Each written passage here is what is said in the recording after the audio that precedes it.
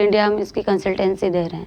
जी हाँ, green world foundation के इस फार्म में अगर आप जाएंगे तो वहाँ एक खूबसूरत सा स्विमिंग पूल है जिसके साथ में 4-5 बहुत ही खूबसूरत सी हट्स बनी हुई हैं और साथ में वहाँ पर इंटीग्रेटेड फार्मिंग का एक बहुत खूबसूरत मॉडल आप वहाँ देख सकते हैं, जहाँ पे मुर्गी पालन भी आप सीख सकते हैं, जहाँ पर आप अजोला फार्मिंग भी आपको वहाँ पर दिखाई देगी, ऊँट का पालन भी आपको वहाँ दिखाई देगा, बतख वहाँ पे हैं, डक्स वहाँ पर हैं, इसके अलावा गिर गाय वहाँ पर मौजूद है, उसकी खाद किस तरह से बनाई जाती है, वर्मी कंपोस्ट आपको वहाँ मिलेगा। वहाँ एक सुंदर सी मचान है जिस पर से बैठकर आप उस पूरे खेत को, पूरे फार्म का लुत्फ उठा सकते हैं। वहाँ का सनसेट इतना खूबसूरत है कि उसे देखकर आप बस उसे देखकर उसमें खो जाएंगे, आपको पता ही नहीं चलेगा कि आप इस समय पर हैं कहाँ।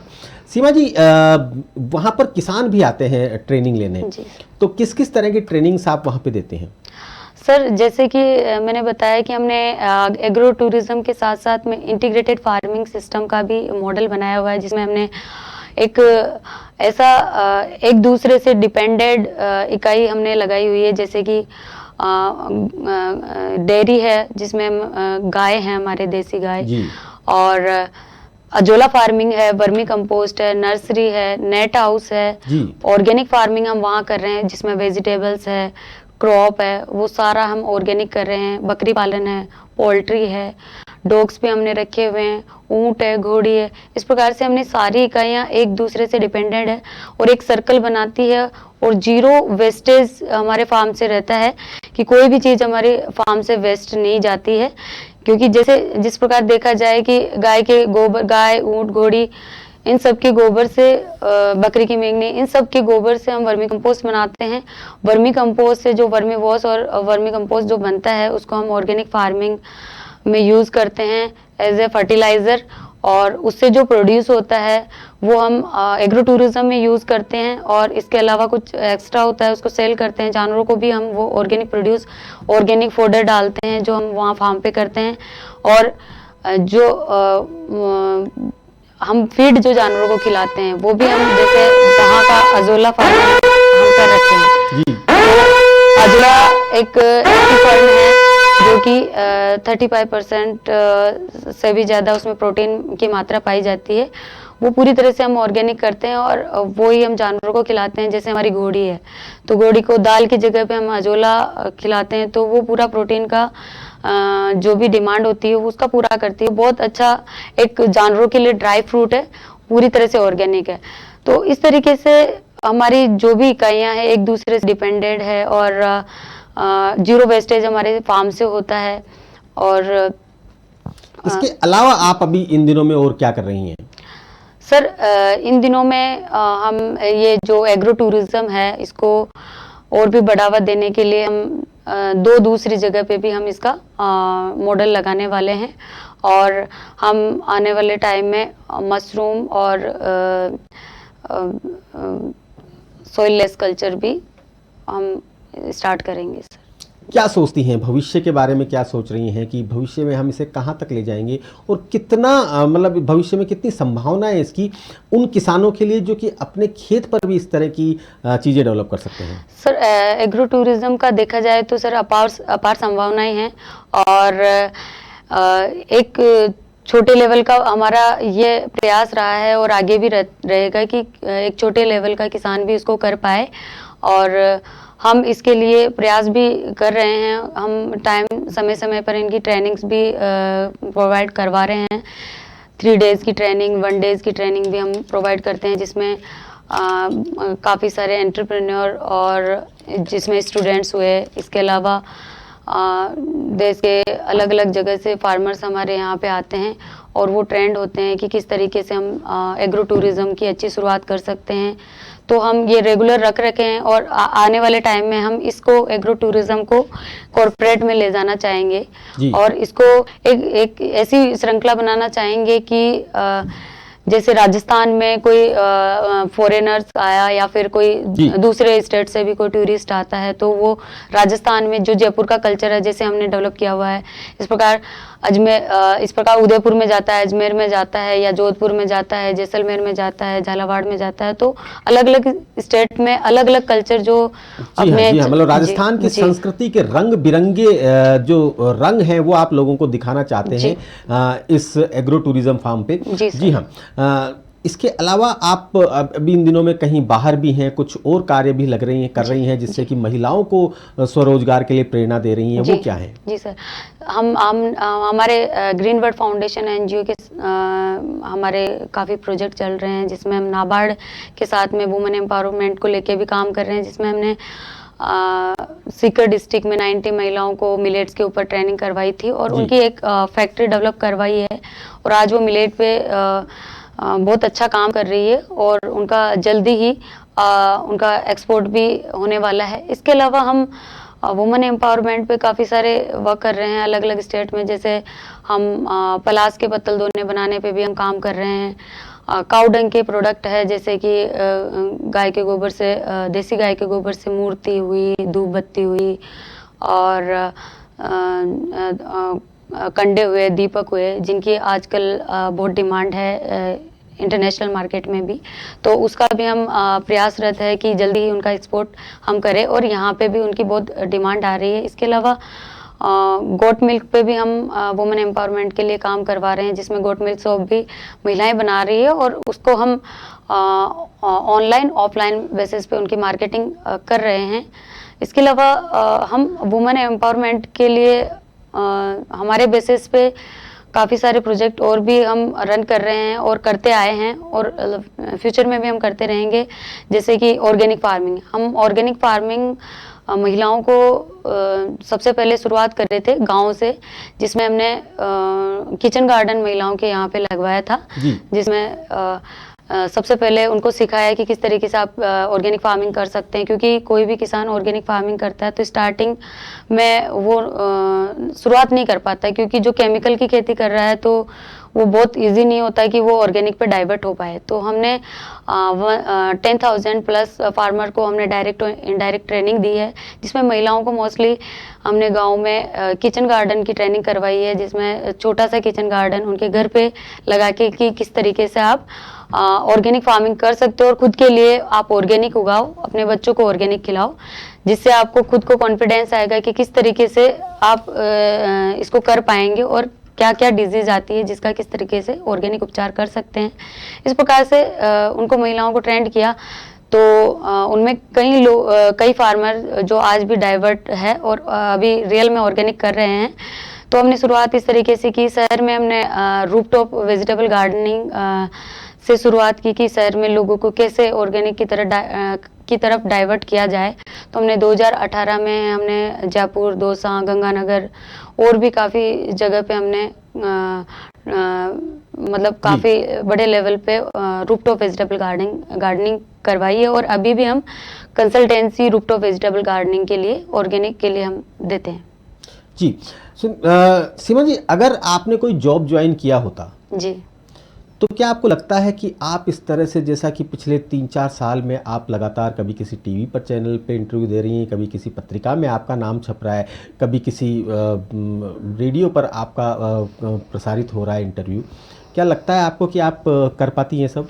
नहीं सर, मैं अगर किसी गवर्नमेंट जॉब या प्राइवेट जॉब में होती तो मैं नहीं कर पाती, क्योंकि मेरा शुरू से ही ये था कि मुझे अपने फादर, मेरे पिताजी है, वो टीचर है, गवर्नमेंट टीचर है, तो उनकी लाइफ मैंने देखी कि किस तरीके से वो करते हैं। वो उनके बहुत सारे सपने थे कि मैं ये करूँगा जब मैं रिटायर हो जाऊँगा। तो और वो जॉब करते करते बहुत सारी हमारे से बातें करते थे बचपन में कि किस तरीके से मैं ये करना चाहूँगा। तो मैं उनको देखती थी कि पापा जॉब में इतने बंधे हुए हैं कि वो अपने सपनों को नहीं पूरे कर पाएंगे।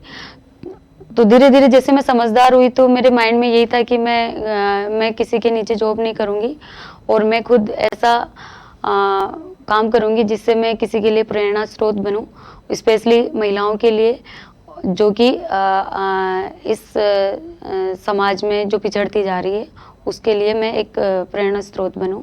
तो मेरा निश्चय किया कि मैं जॉब नहीं करूंगी, और अगर मैं जॉब भी करती तो मैं ज़्यादा नहीं कर पाती, और मैं चाहती थी कि किसी भी तरीके से मैं इससे निकलूं और अपना बिजनेस में आऊं। और मैंने जो स्टडी की है वो हॉर्टिकल्चर से एमएससी किया, तो मेरे लिए बीएससी के बाद ये था कि मैं ऐसी सब्जेक्ट से मास्टर करूँ जिसमें मेरा इंटरेस्ट हो और मैं आगे जाके अपना फ्यूचर इसमें बना सकूँ। तो मैंने हॉर्टिकल्चर से एमएससी किया उत्तराखंड से।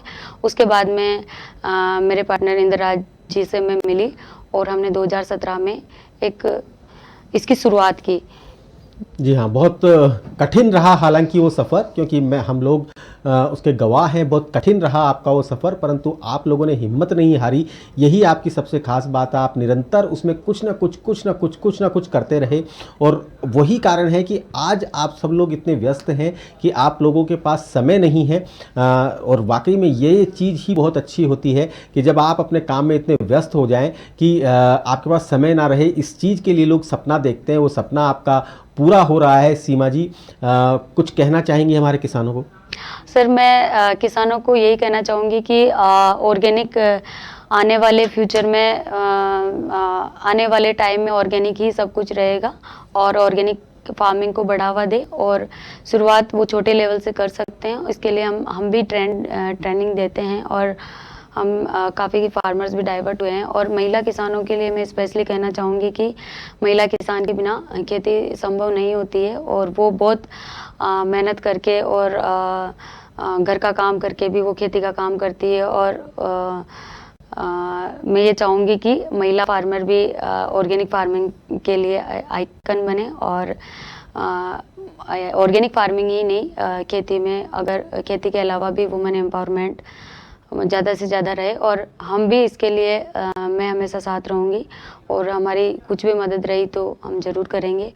और बस मैं जी हाँ, कई मन की शिलाओं को वो पल में ठेल देती है, वो बेटी है किसान की हल से खेल लेती है। जी हाँ, ये उन महिला किसानों के लिए है जो महिला किसान अपने खेतों में तरह तरह के काम करती हैं, जटिल काम करती हैं, और बहुत जल्दी सुबह उठ जाती हैं। पहले अपने पशुओं को चारा डालती हैं, उनका दूध निकालती हैं, उसके बाद वो अपने खेतों में लग जाती हैं और दिन भर लगी रहती हैं। वाकई में जो किसान महिला किसान होती हैं, या मैं कहता हूँ कि हर किसान की पत्नी, मतलब जो महिलाएं हैं, उनके ऊपर दो बोझ होते हैं। सबसे पहले उनको अपनी फसल को भी संभालना होता है, और अपनी नस्ल को यानी कि अपनी गृहस्थी को भी संभालना होता है, अपने बच्चों को भी संभालना होता है। दोहरी जिम्मेदारियां निभाती हैं वो महिला किसान। मैं वाकई में आपको सैल्यूट करता हूं सीमा जी कि आप हमारे इस कार्यक्रम में आई। आप कल शाम से हमारे साथ हैं और अभी तक लगातार बनी हुई हैं, और इस समय तक आप हमारे साथ हैं। हम इस चीज़ को कभी नहीं भूलेंगे।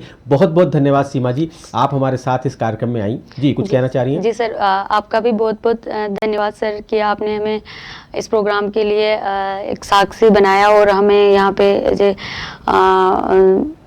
गेस्ट यहाँ पे इनवाइट किया। और हम सर यही चाहते हैं कि ये ऑर्गेनिक फार्मिंग की जो मुहिम है जो आप लेके चल रहे हैं, ये आगे बढ़े, और देश का हर किसान ऑर्गेनिक बने और अपने देश को आगे बढ़ाए।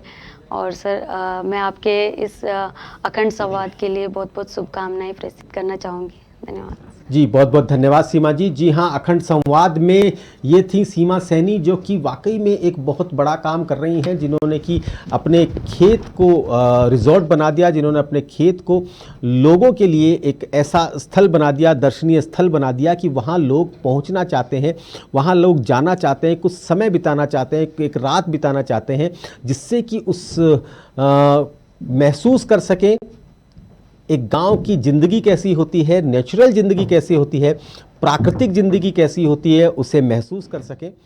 और ये जो इन्होंने डेवलप किया है, ये जो इन्होंने विस्तारित किया है, ये जो इन्होंने एक तरह से दिया है, एक तरह से लोगों को एक नया आइडिया दिया है उन्होंने कि वो अपने खेत को टूरिस्ट पॉइंट बनाएं, वो अपने खेत को एग्रो टूरिज़्म में बदल दें, जहाँ पर लोग आएँ, लोग आकर देखें कि गांव की ज़िंदगी में कैसे जिया जाता है, चूल्हे की रोटी कैसी होती है, बाजरे की रोटी का स्वाद कैसा होता है, चूल्हे पे बनी हुई दाल और कढ़ी का स्वाद कैसा होता है, लहसुन की चटनी का स्वाद कैसा होता है, जो कि वो शहरों में रहकर खाते तो हैं परंतु उनमें वो स्वाद नहीं होता।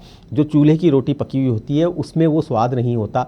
ओरिजिनल घी कैसा होता है वो स्वाद इन्होंने दिया। जी हाँ, अब हम मिलने जा रहे हैं इंद्रराज जाट से। जी हाँ, इंद्रराज एक युवा किसान है जिन्होंने एग्रीकल्चर की पढ़ाई करने के बाद जॉब के ऑफ़र ठुकरा दिए और उन्होंने कहा नहीं, मुझे जॉब नहीं करना, मैं वापस अपने खेतों में जाऊंगा, उन खेतों में कुछ नया करूंगा और लोगों को जॉब दूंगा। बहुत बहुत शुक्रिया आपका हमारे इस कार्यक्रम में आने का। बहुत बहुत स्वागत है Indraraj ji. Thank you sir, thank you sir. सबसे पहले तो अभी इस संवाद को चलते 14 घंटे हो गए हैं, लगभग 14 घंटे कंप्लीट हुए हैं और मैं आपको बहुत बहुत बधाई देता हूं सर।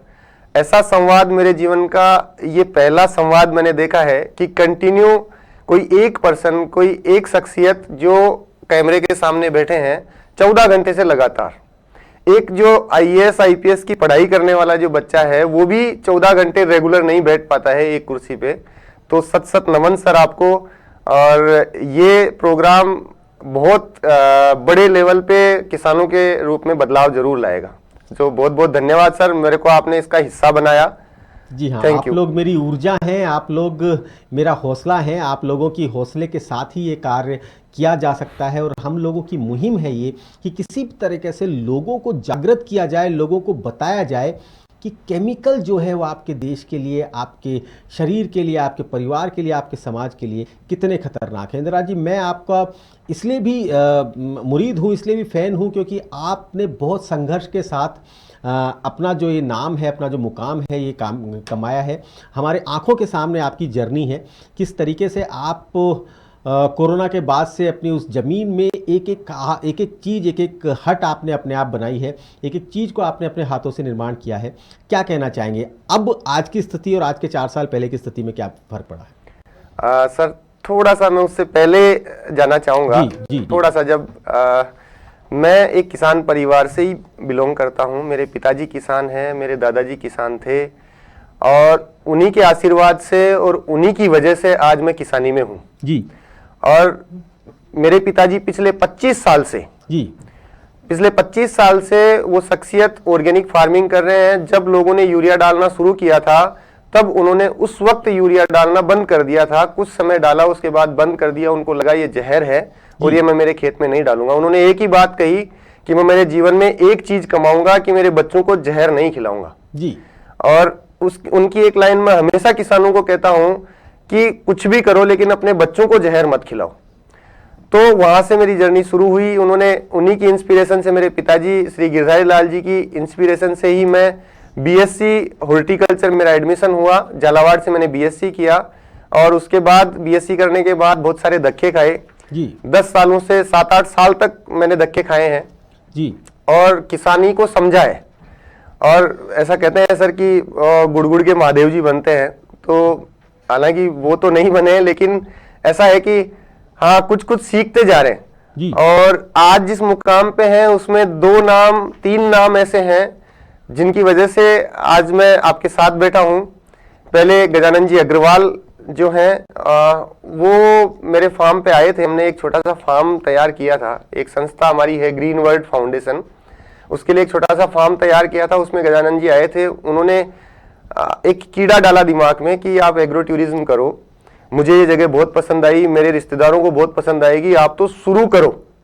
अगर आप शुरू करते हो तो हम लोग आपके यहाँ आएंगे।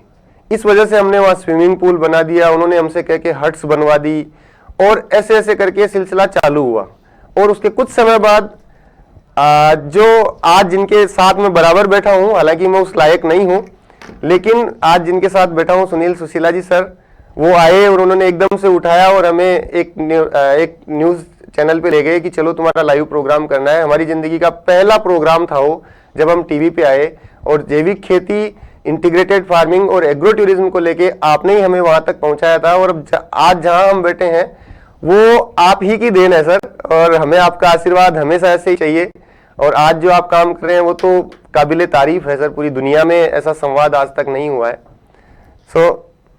इंद्रराज जी, आपकी मेहनत है, आपकी अनवरत प्रयास है, कितने संघर्षों के साथ आपने उसको जगह को बरकरार रखा, कितना आपने स्ट्रगल किया है, वो सब जानते हैं। किस तरीके से आपने अपने हाथों से वहाँ फावड़े चलाकर अपने हाथों से उसको सबको बराबर करके उसकी खूबसूरती में आपका पसीना मिला हुआ है, आपकी मेहनत मिली हुई है, आपका जुनून मिला हुआ है। जी इंद्रराज जी बोलिए, कुछ कहना चाह रहे थे आप? हाँ सर, तो सर जैसे हमारी ये जर्नी शुरू हुई, ये ग्रीन वर्ल्ड फाउंडेशन जैसे हम लोगों ने 2018 में शुरू किया था। सीमा जी अभी मुझसे पहले यहाँ आके गए हैं जी। और 2018 अप्रैल से हमने इसकी शुरुआत की, लेकिन उसका काम हमने 2017 में शुरू कर दिया था और 2017 से लेके आज तक हम लोग रुके नहीं हैं। हम लोग अविरल काम कर रहे हैं, हम धरातल से काम कर रहे हैं और उसके बाद में हम धीरे धीरे काम करते गए। एग्रो टूरिज्म में हमारे पास आज तक हमने लगभग 10,000 फार्मर्स को डायरेक्ट और इनडायरेक्ट रूप में कहीं ना कहीं कुछ ना कुछ हमने सिखाने की कोशिश की है या उनका कुछ समस्याएं थी उनको हल किया है। और उसके साथ साथ हम अभी वुमेन एम्पावरमेंट को लेके भी बहुत मतलब अच्छे काम कर रहे हैं। अभी हमने राजस्थान के कई जिलों में महिलाओं को ट्रेन किया है, उनके बिजनेस शुरू करवाए हैं। एक SHG ग्रुप की महिलाएं हैं सीकर की, जैसा सीमा जी ने भी शायद बताया है कि वहाँ हम बाजरे के बाई प्रोडक्ट पे काम कर रहे हैं। 90 महिलाओं को हमने वहाँ नाबार्ड के सहयोग से ट्रेन किया है। इसके अलावा ऐसे ही भीलवाड़ा में हम बकरी के दूध के साबुन बनवा रहे हैं, हर्बल साबुन बनवा रहे हैं SHG ग्रुप की महिलाओं से। और आज आप अचंबा करेंगे सर, वो महिलाएं, गांव की महिलाएं साबुन बना के 50 रुपए का एक साबुन बेचती है नहाने का जी, जो दूसरी कंपनियां जो बाजार में हैं उनसे बहुत अच्छी रेट पे, लेकिन उनकी क्वालिटी जो है वो अच्छी बकरी के दूध से बना हुआ और हर्बल चीजें डाल के बनाया हुआ साबुन है। ऐसे आप लोगों को सुनने में लग रहा होगा कि बकरी के दूध का साबुन कौन सा होता है, परंतु हाँ, जिस दिन आप गोट मिल्क सोप अगर आप सर्च करेंगे तो आप देखेंगे कि वो बहुत महंगा साबुन है और त्वचा के लिए और बालों के लिए बहुत अच्छा रहता है जी। इसके अलावा सर हम जिस प्रोडक्ट को एग्रीकल्चर में सबसे जिसको निम्न स्तर का माना जाता है जी, कि वो बाई प्रोडक्ट है, कि वो लास्ट का प्रोडक्ट है, जिसको गोबर हम कह सकते हैं। आजकल हालांकि गोबर के बहुत सारे प्रोडक्ट दुनिया में बन रहे हैं, ऐसे ही हमने भी एक छोटी सी शुरुआत भीलवाड़ा की कुछ महिलाओं से शुरुआत की। हमने उनसे गोबर की मूर्तियां, गाय के गोबर की मूर्ति है, गाय जैसे, ये एक बहुत बड़ा चीज है सर एनवायरनमेंट के लिए भी, पर्यावरण के लिए भी और जल प्रदूषण के लिए। हमारे भारत में 2 ऐसे पर्व त्योहार मनाए जाते हैं, एक गणेश चतुर्थी और एक मनाया जाता है काली माता का जो दुर्गा माता का जो विसर्जन होता है जी। ये 2 पर्व ऐसे हैं जब हम हमारे भगवानों को जल में विसर्जित करते हैं। और आजकल जो मूर्तियां बन रही हैं वो ज्यादातर मूर्तियां बन रही है प्लास्टर ऑफ पेरिस की जी। जो जैसे ही हम समुद्र में या पानी के स्रोतों में हम डालते हैं तो पानी उसकी वजह से प्रदूषित होता है, उसमें जो जीव होते हैं जी वो मर जाते हैं। तो हमने एक इनिशिएटिव लिया कि हम ऐसी कुछ मूर्तियां तैयार करें ताकि वो जल को प्रदूषित नहीं करें, उसको उपजाऊ बनाएं जी। उसमें जो जीव है उनके खाने के लिए कुछ उसमें मिले। तो हमने गाय के गोबर की और कुछ लकड़ी आती है उससे मिला के हमने गोबर की बहुत सुंदर गणेश जी की प्रतिमाएं, कृष्ण जी की प्रतिमाएं, हमने माता जी की प्रतिमाएं बनाई है, जिसकी वजह से अगर कोई भी उसको गोबर की मूर्ति को अगर पानी में विसर्जित करता है तो वो जो जीव हैं, जलीय जीव है, मछली है या दूसरे जीव हैं, वो उसको खाकर अपना पेट भरेंगे जी, ना कि उनको कोई तरह का नुकसान होगा। इसी तरीके से एक प्रोडक्ट सर और हमने महिलाओं से तैयार करवाया है। भीलवाड़ा में ही कुछ महिलाएं, शाहपुरा में 90 महिलाएं, उनको ट्रेन किया है। पहले के टाइम पे सर आपने देखा होगा कि जो खाना हम लोग खाते थे वो खाना जो है, हम जो पत्ते जो होते थे उसकी प्लेटों में हम लोग खाना खाते थे। तो जो पत्ते की प्लेटें हैं वो आजकल विलुप्त की मतलब हमारे हिंदुस्तान में विलुप्ति के कगार पर ही हैं। लोग आजकल वो आर्टिफिशियल कागज की प्लेट है या प्लास्टिक की प्लेटें हैं। अब सर उसमें भी गौ माता का संरक्षण बहुत जरूरी इसलिए है। इस इनिशिएटिव पे हम लोग क्यों आए, इसका एक बहुत बड़ा कारण था। हमारे आसपास मंदिर बहुत सारे हैं, वहाँ स्वामणियां करते हैं लोग, वहाँ जीवन करते हैं लोग, जिसमें वो प्लास्टिक की पातल दोने लेके आते हैं, उसमें खाना खाते हैं, उसको वहीं डाल देते हैं जी। अब वो डिग्रेड होता नहीं है। अब उसमें खाना लगा है, अगर चूरमा लगा है या कोई लड्डू लगा है या कोई रोटी का दाना उसमें है, तो उसकी वजह से गौ माता उसको खाती है और वो उसके पेट में जाके कई जगह हमने देखा होगा कि शहरों में जो गायें हैं या मंदिरों के आसपास की जो गायें, उनके पेट में अलग से कुछ सेब बने हुए दिखाई देते हैं जी जी जी बिल्कुल। वो उसका कारण है कि वो जो पॉलीथीन जो उसके पेट में जा रही है वो जाके इकट्ठी हो रही है और वो एक कैंसर का रूप उसके बनाती है। तो हमने ये इनिशिएटिव इसलिए लिया नाबार्ड के साथ मिलके कि अगर अगर इसकी पत्ते की जो एक प्लास का पौधा होता है उसकी पत्तों की हम लोग ये बनाते हैं, अगर उसको गाय खाती भी है तो उसका पेट में न्यूट्रिशन बढ़ेगा, ना कि उसको कोई नुकसान होगा जी। तो इस तरीके से हम और भी कई सारे इनोवेशंस पे भी काम कर रहे हैं सर हम लोग। अभी जैसे एक हमने सीकर में काम किया है, श्रवण कुमार जी बाजिया हैं, उनके साथ मिलके, वो इनोवेटिव फार्मर हैं जी। तो उनके साथ हमने किया है कि वो एक अभी पोली हाउस जैसे है, जैसे जैविक खेती की बात कर रहे हैं, तो आज जो जमाना चल रहा है अभी सर, वो पोली हाउस लगाने का चल रहा है। और उसमें सबसे बड़ा नुकसान जो उसकी लेबर है या उसमें जो काम करने वाला किसान है उसको है, क्योंकि उसमें केमिकल्स बहुत सारे स्प्रे किए जाते हैं। तो हमने एक इनोवेशन पे काम किया, जो उसमें हम एक रोबोट से बाहर बैठे बैठे हम पोली हाउस के अंदर स्प्रे कर सकते हैं, जिससे फार्मर की हेल्थ को कोई नुकसान नहीं होगा जी। तो इस तरह के प्रोजेक्ट्स पे हम लोग काम कर रहे हैं। हम एनवायरनमेंट को लेके काम कर रहे हैं, इसमें प्लांटेशन का कार्य है। अभी हम जैसलमेर में हमने खेजड़ी, बेर, जाल, इस तरह के 20,000 प्लांट हमने जैसलमेर में लगाए हैं। और रेगुलर हमारे इस तरह के प्रोजेक्ट्स चल रहे हैं, हम कई प्रोजेक्ट्स पे काम कर रहे हैं जी। तो आगे जो सर हमारा है, हम लोग अभी एक और हमने एक चीज मैं इसमें बीच में पूछना चाहता हूँ, अभी बीच में आप साउथ अफ्रीका गए थे? नहीं सर, मंगोलिया गए थे जी। हाँ, मंगोलिया आप गए थे जी। क्या, किस कारण से वहां गए थे और क्या वहां करके आए, क्या प्रोजेक्ट था, क्या है वो? सर मंगोलिया की जो लैंड है वो बहुत बड़ी है, वो गोबी डेजर्ट उसको बोलते हैं, जो दुनिया का सबसे बड़ा डेजर्ट है जी। वहाँ मैदान है, घास के मैदान है, और वहाँ खेती के लिए जमीन बहुत ज्यादा है। हालांकि वहाँ साल में 6 महीने ही खेती होती है, 6 महीने वहाँ बर्फ रहती है जी। तो हमने वहाँ एक क्रॉप को इंट्रोड्यूस किया है, जो हमारे इंडिया में ऑलरेडी होती है, कई देशों में होती है, लेकिन मंगोलिया में नहीं होती है, और वो सब तरह के स्ट्रेस झेल सकती है जी। तो सूरजमुखी एक फसल है जिसको हमने वहाँ इंट्रोड्यूस किया, क्योंकि पूरी दुनिया में ऑयल का क्राइसिस है। जैसे सर आए थे शुरू में इस प्रोग्राम में, जो सर आए थे वो ऑयल को लेके काम कर रहे हैं, ऑर्गेनिक ऑयल को, लेकिन मैं आपको ये बताना चाहता हूँ कि सर ऑर्गेनिक ऑयल तो लोगों तक पहुँचना बहुत कम लोगों तक हो सकता है, कि बहुत मिनिमम लोगों तक पहुंच रहा हो जी। प्योर ऑयल भी, इनऑर्गेनिक भी कहें तो प्योर ऑयल लोगों के पास नहीं पहुंच रहा है। हम लोग पाम ऑयल खा रहे हैं जी, जिसकी वजह से आज हजारों तरह की बीमारियां हमारे शरीर में हो रही हैं जी। हमें ऑयल क्रॉप्स को बढ़ाना पड़ेगा, या तो हम बढ़ा लें, नहीं तो पाम ऑयल खा के जो बीमारियां हैं वो हमारे घर में आनी है। सरकार अगर हमारे पास ऑयल प्रोडक्शन नहीं होगा तो बाहर से वो इंपोर्ट करेगी जी। तो हमारे एक सर हैं खेतान सर, उनके साथ उन्होंने मुझे भेजा था मंगोलिया, और उन्होंने कहा था कि हम सनफ्लावर पे काम करेंगे। हमने लास्ट ईयर 100 हेक्टेयर में वहाँ सनफ्लावर का क्रॉप लगाया था जी। उससे पहले 2 हेक्टेयर लगाया था ट्रायल के लिए, फिर अभी 100 हेक्टेयर लास्ट ईयर लगाया। अब मई में हम देखेंगे कि दोबारा से हम कितना उसमें कर सकते हैं, कितना बढ़ाएंगे जी। तो वहाँ सूरजमुखी की क्रॉप को हमने इंट्रोड्यूस किया है सर, और मेरे हिसाब से अभी वहाँ से ऑयल इम्पोर्ट तो नहीं हो पाएगा, क्योंकि उसी देश की आपूर्ति वहां से नहीं हो पाएगी जी। तो कोशिश है कि कहीं ना कहीं हम किसी ना किसी देश की, किसी ना किसी कंट्री की आपूर्ति तो करेंगे जी। और हमारा वहां जाने का कारण ये था क्योंकि वहां लैंड होल्डिंग बहुत बड़ी है जी। हम 500 हेक्टेयर, 1000 हेक्टेयर, 5000 हेक्टेयर में एक साथ मशीनरी के साथ काम करते हैं। लेबर कॉस्ट वहां बहुत कम आती है जी। तो इस वजह से सर हम मंगोलिया गए थे जी। हाँ, बिल्कुल।